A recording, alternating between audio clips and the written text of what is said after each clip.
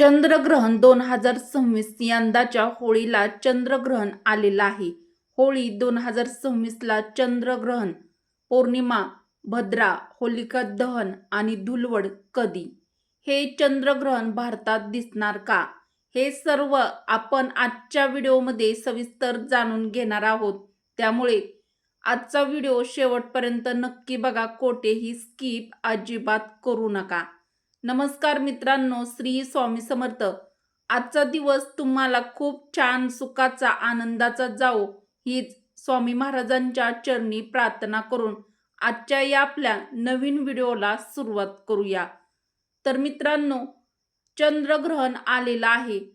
तर यंदा आपण 2 मार्च रोजी वार सोमवार या दिवशी आपण होळी हा सण देखील साजरा करणार आहोत. होळी 2026 मित्रांनो, या वर्षीची होळी साधी नाही. फाल्गुन पौर्णिमेला आकाशात घडणार आहे एक मोठी खगोलीय घटना घडणार आहे, तर ती म्हणजे चंद्रग्रहण. मित्रांनो, हे वर्षातील पहिले चंद्रग्रहण असणार आहे. एका बाजूला होलिका दहन आहे आणि दुसऱ्या बाजूला म्हणजेच त्याच वेळेस पौर्णिमा तिथी देखील आलेली आहे आणि धुलवड देखील आलेली आहे आणि सर्वात महत्त्वाचं म्हणजे चंद्रग्रहण देखील आलेलं आहे आणि त्याच काळात लागणार आहे चंद्रग्रहण. तर मग मित्रांनो, हे चंद्रग्रहण ज्योतिष शास्त्रानुसार हा योग शुभ आहे की अशुभ आहे? भारतामध्ये हे ग्रहण दिसणार आहे का? सूतक लागणार आहे का? आणि होलिका दहन कधी करायचं? आणि सगळ्यात महत्त्वाचं, धुलवड 3 मार्चला की 4 मार्चला कधी साजरी करायची?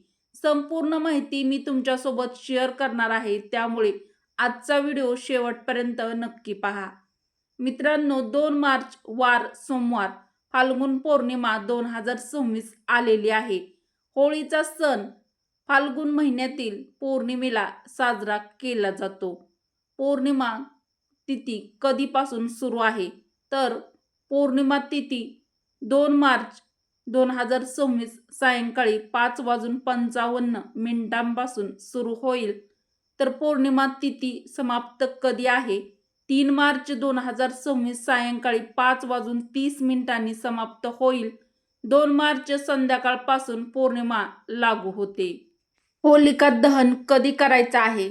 तर होलिका दहन नेहमी भद्रा नसताना पौर्णिमेला आणि महत्त्वाचं म्हणजे प्रदोष काळात केलं जातं. 2 मार्च 2026 रोजी दिवसाच्या काही वेळेत भद्रा असेल, म्हणून भद्रा संपल्यानंतर रात्री होलिका दहन करणे योग्य आहे.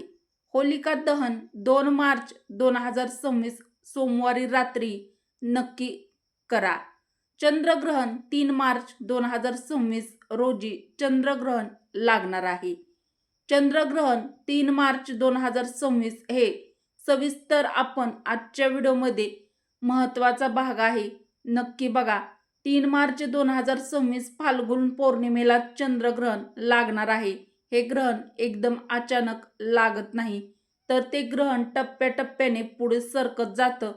चला तर मग आपल्या भारतीय वेळेनुसार हे ग्रहणची वेळ आपण सविस्तर समजून घेऊया. सर्वप्रथम दुपारी 2:12 उपछाया ग्रहण सुरू होईल. याचा अर्थ काय? पृथ्वीची बाहेरील हलकी सावली चंद्रावर पडायला सुरुवात होईल. या टप्प्यावर साध्या डोळ्यांनी काही विशेष फरक जाणवत नाही. चंद्र थोडासा फिक्का दिसू शकतो, पण अनेकांना लक्षात देखील येणार नाही. यानंतर मित्रांनो, 3:19 खडग्रास टप्पा सुरू होईल. आता पृथ्वीची गडद सावली म्हणजेच मुख्य सावली चंद्राला स्पर्श करेल.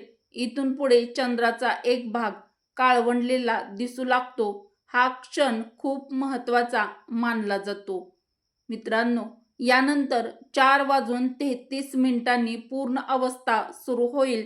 या क्षणी संपूर्ण चंद्र पृथ्वीच्या सावलीत जाईल. जगातील काही भागात चंद्र लालसर म्हणजेच ब्लड मून स्वरूपात दिसेल. ही अवस्था अत्यंत प्रभावी मानली जाते. आता सर्वात शक्तिशाली क्षण मित्रांनो 5:02 ग्रहणाचा मध्य होईल. या ग्रहणाचा सर्वोच्च बिंदू असतो. ज्योतिषशास्त्रानुसार हा काळ सर्वाधिक ऊर्जायुक्त मानला जातो. यानंतर 5:31 पूर्ण अवस्था समाप्त होईल. चंद्र हळूहळू सावलीतून बाहेर पडायला सुरुवात करेल. मित्रांनो 6:45 खड्गग्रास समाप्त होईल. आता चंद्रावरची गडद सावली पूर्णपणे हटलेली असेल आणि शेवटी 7:50 उपछाया टप्पा पूर्णपणे समाप्त होईल आणि ग्रहण संपेल. मित्रांनो एक गोष्ट मात्र लक्षात आवर्जून ठेवा. मित्रांनो भारतामध्ये चंद्र सुमारे 6:30 आसपास उगवतो, म्हणून पूर्ण लाल चंद्र भारतात दिसणार नाही. फक्त शेवटचा टप्पा काही ठिकाणी दिसू शकतो. चंद्रग्रहण भारतात दिसणार का? सर्वात मोठा प्रश्न तुम्हा सर्वांना पडलेला. तर होय, भारतामध्ये चंद्र उगवण्याची वेळ सुमारे 6:20 ते 6:40 संध्याकाळी आहे. म्हणजेच पूर्ण लाल चंद्र ब्लड मून भारतात दिसणार नाही. फक्त शेवटचा खडग्रास भाग काही भागात दिसू शकतो. म्हणून सोशल मीडियावर फिरणारे पूर्ण लाल चंद्र भारतात दिसणार हे पूर्ण सत्य नाही. सुतक पाळायचा का?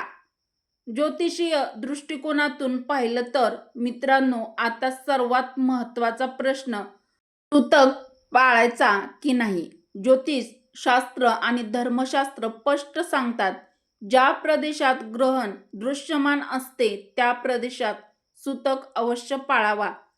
3 मार्च 2026 रोजीचे चंद्रग्रहण भारतामध्ये अंशतः का होईना पण दिसणार आहे. त्यामुळे चंद्र उगवल्यानंतर त्याच्या सावली दिसेल म्हणजे ग्रहण दृश्यमान आहे म्हणजे दिसणार आहे. आणि म्हणूनच भारतामध्ये चंद्रग्रहण दिसणार आहे. म्हणून भारतात सुतक पाळणे अत्यंत आवश्यक आहे. सुतक कधी सुरू होईल? चंद्रग्रहण सुरू होईल दुपारी 2:12 धर्मशास्त्रानुसार चंद्रग्रहणाच्या 9 तास आधी सुतक लागू होतो. म्हणजेच सकाळी अंदाजे 5 ते 5:30 पासून सुतक सुरू मानला जाईल. सुतक काळात काय करावे?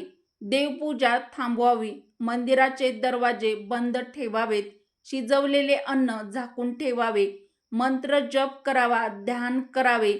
हा काळ अपशकुनाचा नसतो, तर मित्रांनो हा काळ आत्मपरीक्षणाचा असतो. मित्रांनो आकाशात जेव्हा चंद्रावर सावली पडते तेव्हा आपल्या जीवनातही थोडा विराम घ्यायचा असतो. ग्रहण म्हणजे भीती नाही, ग्रहण म्हणजे जागरूकता. धुलवड कधी साजरी करावी हा सर्वात महत्त्वाचा भाग आहे. अनेक जणांच्या मनामध्ये म्हणजे प्रश्न निर्माण झालेला आहे व अत्यंत महत्त्वाचा हा प्रश्न देखील पडलेला आहे. पौर्णिमा समाप्त कधी आहे? तर 3 मार्च सायंकाळी 5:30 नंतर प्रतिपदा सुरू होते. पण 3 मार्चला संध्याकाळपर्यंत ग्रहण चालू आहे. शास्त्रानुसार रंगाची होळी प्रतिपदा तिथीच्या सूर्योदयानंतर साजरी करतात. म्हणून धुलवड 4 मार्च 2026 बुधवारी सकाळी साजरी करण्यात येईल. 3 मार्चला नाही. कारण मित्रांनो 3 मार्चला चंद्रग्रहण आहे. त्यामुळे धुलवड साजरी करता येणार नाही. हा काळ ग्रहणाचा असेल.